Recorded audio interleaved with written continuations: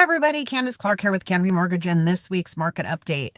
The Federal Reserve just cut interest rates by 1/4%, which is the third cut this year after similar moves in September and October. So this is a slow, gradual easing trend, not a big emergency slash of rates. But here's where it gets interesting. The vote inside the Fed was split. One member wanted a bigger 0.5% cut and two members did not want any cut at all. That is the biggest disagreement we have seen inside the Fed in years. So what does that mean for you and your mortgages? First, mortgage rates do not move in a straight line with the Fed funds rate. They follow what investors expect for inflation and the broader economy, not just what the Fed does at one meeting. Because this cut was widely expected, a lot of it was already priced into the bond market. That means mortgage rates may not drop overnight just because the Fed moved by 1/4 point.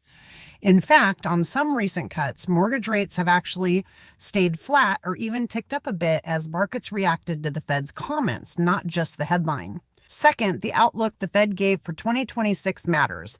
Right now, they are only projecting one more small cut next year, and some members are still arguing for no more cuts or even a possible hike.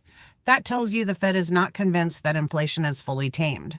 This means you will likely see windows of opportunity where rates dip and then bounce rather than one smooth decline. That is this week's market update. If you guys have questions on this, give me a call. I'm happy to talk about it.